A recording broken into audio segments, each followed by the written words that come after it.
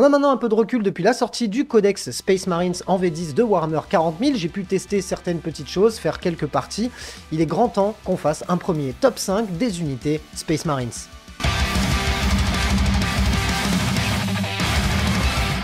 Salut les roommates, mon blast c'est Félix, vous êtes dans la Wargame Room et aujourd'hui on se retrouve pour faire un premier top 5 des unités du codex Space Marines, bien évidemment, selon moi c'est totalement subjectif. Il y aura très certainement d'autres unités, parfois bien meilleures que celles que je voulais vous présenter, mais j'ai décidé de vous faire mon top 5 à moi, de ce que j'aime jouer dans ce codex et de ce que je trouve vraiment sympa et divertissant. Bon, top 5, mais pas vraiment top 5, puisque j'ai quand même envie de donner une petite mention honorable aux Hellblasters, qui ne seront pas dans ce classement, mais que j'aime bien quand même cette unité.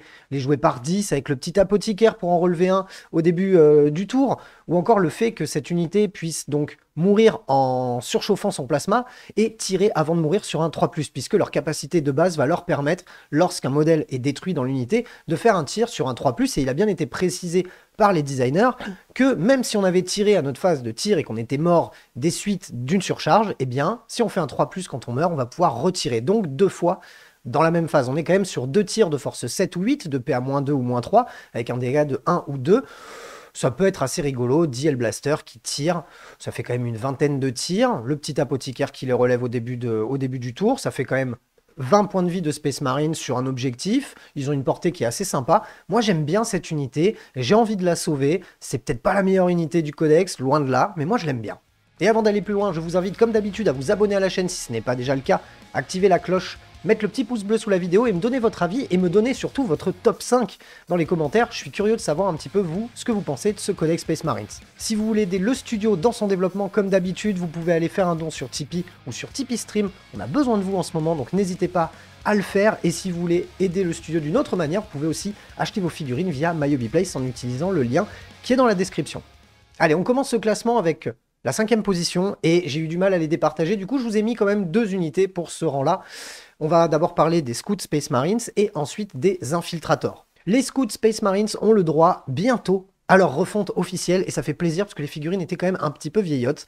On est sur une super bonne unité, 55 points les 5, on est sur le PV de Marines, le moins cher du codex clairement, 2 points de vie par bonhomme, 4 d'endurance, 4 de sauvegarde, mais le plus intéressant là-dedans, c'est leur capacité spéciale.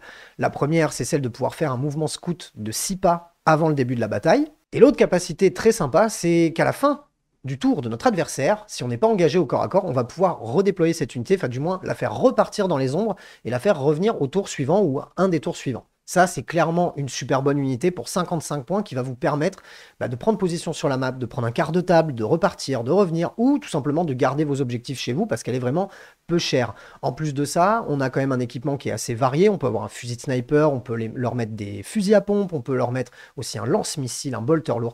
On peut faire une petite unité sympa en la mettant en mode salade tomate-oignon, puisque de toute façon, maintenant, on paye plus l'équipement, donc tant qu'à faire, autant tout mettre dedans.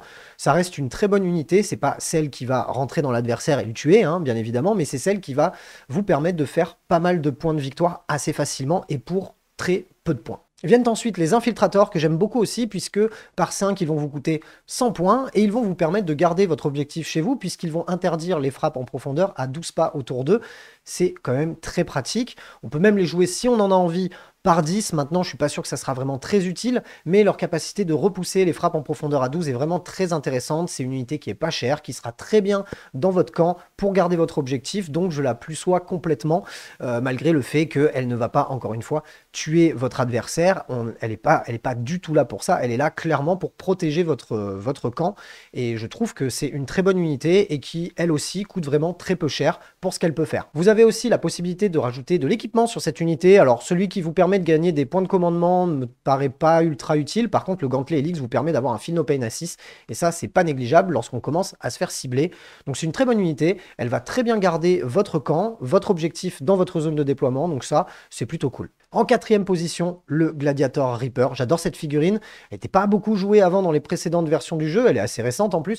Bon, par contre, là, cette fois-ci, en V10, comme on joue beaucoup de véhicules et que les véhicules sont vraiment devenus pas mal, l'unité est vraiment très intéressante. On est sur 150 points pour une endurance de 10 avec 12 points de vie, une sauvegarde à 3+, un mouvement de 10 et mine de rien un objectif contrôle de 3. De plus, la Gatling dont est équipée la figurine va gagner Sustained Hit 2 lorsqu'elle cible des unités d'infanterie. Inutile de vous dire que c'est le véhicule dédié pour tuer de la figurine de la piétaille. La Gatling dont est équipé ce char est particulièrement intéressante puisque elle va vous permettre de faire 12 tirs à 24 pas de force 6, pas de PA pour 1 dégât et en plus de ça, elle va avoir la possibilité de relancer ses blessures puisqu'elle est jumelée et cerise sur le gâteau, lorsqu'on fera des 6 à la blessure, on infligera directement les dégâts de l'arme qui sont de 1 puisqu'on a la capacité blessure dévastatrice. Donc l'un dans l'autre, touche soutenue 2 nous permet sur les 6 à la touche de rajouter 2 tirs, les 6 à la blessure vont nous permettre d'infliger directement des dégâts.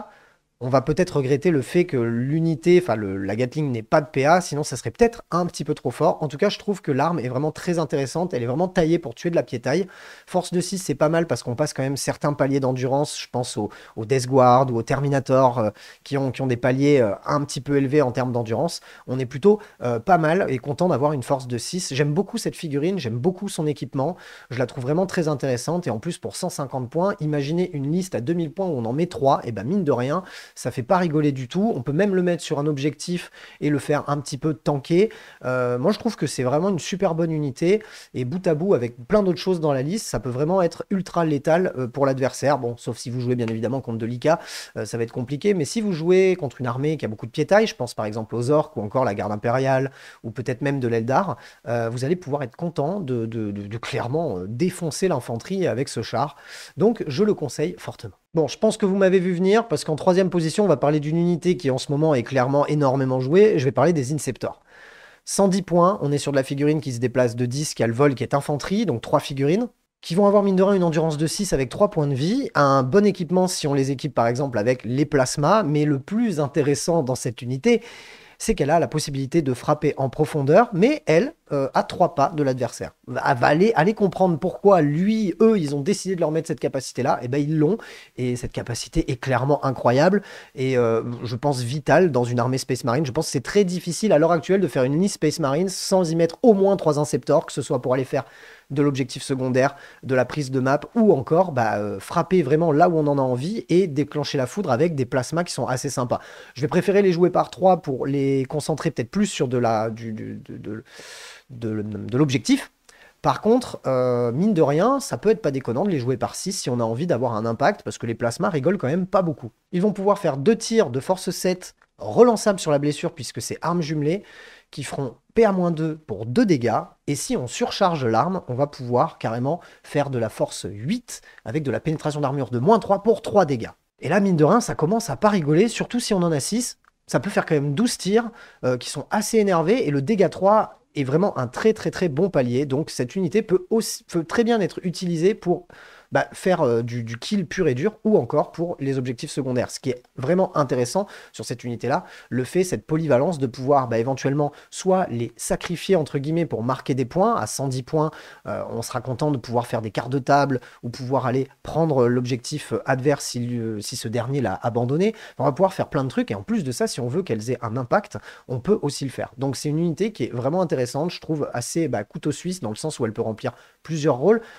Ces armes, mine de rien, sont des armes pistolet, mais aussi assaut. Ça veut dire que l'unité pourrait éventuellement advance et tirer, ou advance et faire une action, puisque pour faire une action, je vous rappelle qu'il faut être éligible pour le tir, et pour être éligible pour le tir, après avoir advance, il faut avoir une arme d'assaut. Donc c'est vraiment intéressant, je trouve que cette unité peut vraiment tout faire. Si on a envie de la jouer par 3, elle va prendre très peu de place sur la map, donc on va pouvoir l'infiltrer un petit peu partout, et si on la joue par 6, avec les plasmas, on va commencer à pas rigoler du tout au niveau des dégâts que l'on peut infliger avec cette unité. 3 points de vie en du 6, en plus de ça, ils vont être chiants à tomber, l'adversaire va être obligé de les gérer, et ça peut l'occuper pendant que vous faites autre chose avec d'autres unités. Donc très bonne unité, bien évidemment, top 3, et voire peut-être en dessous, parce que c'est beaucoup trop fort. Viennent ensuite les agresseurs pour mon top 2, incroyable unité d'endurance 6 avec 3 points de vie.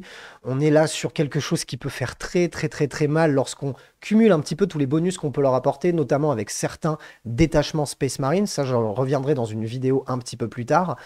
Ils ont une capacité qui est intéressante, c'est que lorsqu'ils ciblent l'unité ennemie la plus proche, ils vont gagner un +1 à la pénétration d'armure. Ce qui me fait penser clairement que, en plus d'autres bonus liés à certains détachements ou même certains stratagèmes que l'on peut utiliser, on va clairement les préférer, en tout cas moi c'est mon cas, je vais les préférer clairement dans leur version lance-flamme. puisque ça va faire mine de rien D6 plus un tir, de force 4, pas de PA pour dégâts 1. Ça va ignorer les couverts, c'est une arme à torrent qui touche automatiquement et qui en plus est jumelée, ce qui va vous permettre du coup de relancer tous vos jets de blessure sur l'arme. Et encore une fois, si vous tirez sur l'unité ennemie la plus proche, vous allez avoir une petite pénétration d'armure améliorée de 1 et ça, c'est pas négligeable. On est là aussi sur 110 points les 3 figurines, 220 points les 6. Endurance 6, encore une fois, 3 points de vie, ça va être chiant à tomber. Si on met les bons petits personnages à l'intérieur, ça peut pas rigoler du tout. C'est vraiment une très bonne unité d'impact ou alors de tanking qu'on peut balancer sur un objectif. Et franchement, bon courage à l'adversaire pour venir les attraper. Petite mention spéciale d'ailleurs au capitaine en armure Gravis qui pourra les accompagner, qui va leur rajouter une capacité de tanking puisque lui, il a quand même beaucoup de points de vie. Il peut être équipé de petites améliorations qui peuvent aussi rendre l'unité sympa, mais surtout, il a aussi la possibilité de déclencher un stratagème pour 0 PC une fois par tour. Et ça, c'est aussi super intéressant, notamment sur une unité de 6, qu'on va vraiment pouvoir pousser au maximum de ses capacités, notamment avec éventuellement le détachement Firestorm, qui va vraiment améliorer cette unité. J'aime beaucoup les agresseurs, mine de 1 par 6, ça coûte pas si cher que ça. On peut vite imaginer 2 voire 3 packs de 6 agresseurs qui viennent dans le No Man's Land sur les objectifs. Bon courage à l'adversaire pour les sortir. Ne faites pas ça chez vous, vous allez perdre des copains, mais moi en tout cas je trouve que cette unité est ultra intéressante et ça fait vraiment plaisir de voir les agresseurs, et enfin en tout cas les nouveaux Marines, les Primaris vraiment mis en avant sur cette version du jeu. Toutes les unités n'étaient pas fortes avant, elles le sont toujours pas aujourd'hui, mais je trouve qu'en tout cas Games Workshop fait l'effort de vouloir les mettre en avant, et ça je trouve ça cool parce que j'adore ces figurines là. Et pour terminer ce top 5, en première position bien évidemment il fallait que je parle aussi d'un personnage, essayer de mettre véhicule, unité de base, unité d'élite. Donc là maintenant on va pouvoir parler du personnage que je trouve le plus intéressant. C'est pas celui qui va vous faire la game ou qui va vous faire tuer votre adversaire, c'est le lieutenant avec combi weapon. Il est trop fort, il est beaucoup trop bien, à savoir que ce truc là a toutes les capacités du monde possible, c'est-à-dire qu'on a -1 pour le toucher parce qu'il a le stealth, il a une autre capacité qui nous permet, on ne peut pas lui tirer dessus si on est à plus de 12. Il a une capacité qui fait que lorsqu'on s'approche de lui à moins de 9 pas, il va pouvoir faire un mouvement et se barrer. Il a en plus de ça un insensible à la douleur à 5, il a la capacité d'infiltration, c'est-à-dire qu'on va pouvoir le placer où on veut sur le champ de bataille à 9 pas de la zone ennemie. On est là sur un Marines de base avec 4 points de vie, une sauvegarde à 3+, une endurance de 4. On est dans les basiques, mais c'est pas pour sa capacité de tanking ou sa capacité létale qu'on va le prendre, c'est clairement pour pouvoir avoir un petit missile comme ça que l'on va pouvoir un peu envoyer là où on veut sur le champ de bataille assez facilement. Et en plus de ça, petite cerise sur le gâteau, il a la possibilité de pointer un objectif sur le champ de bataille avant le début de la partie, et toutes les figurines ennemies qui s'en approcheront, eh bien, toute l'armée Space Marines aura une relance des blessures de 1 sur l'unité qui est à portée de cet objectif. Et quand on couple ça déjà au serment de l'instant, qui nous permet de relancer les jets de touche, ça commence à être pas déconnant du tout. J'aime beaucoup cette figurine, elle coûte pas cher. On va le sortir pour 70 points, clairement, je le mettrai dans toutes mes listes Space Marines dit vanille, parce que il est peu cher, il est vraiment super utile, que ce soit pour faire de la prise d'objet ou juste aller embêter votre adversaire ou tout simplement faire des points sur les quarts de table, etc. C'est une super bonne unité, complètement indépendante, qui va avoir besoin de personne autour d'elle pour s'exprimer, qui plus est une nouvelle figurine très sympa. On lui regrettera peut-être le fait qu'elle soit vraiment pas efficace pour faire quoi que ce soit de létal, mais quelque part, si ça commençait à être aussi un monstre de corps à corps et de tir, ça serait peut-être un peu dégueulasse. Donc voilà, c'est mon grand gagnant à l'heure actuelle de ce top 5 des unités Space Marines. J'espère que la vidéo vous a plu. Si c'est le cas, comme d'habitude, vous mettez le petit pouce bleu et vous me donnez votre avis dans les commentaires. Je veux voir vos top 5. Envoyez-les moi dans les commentaires, je me ferai une joie d'y répondre et de débattre avec vous. On se retrouve très bientôt pour plein d'autres vidéos. D'ici là, prenez soin de vous. Salut les roommates.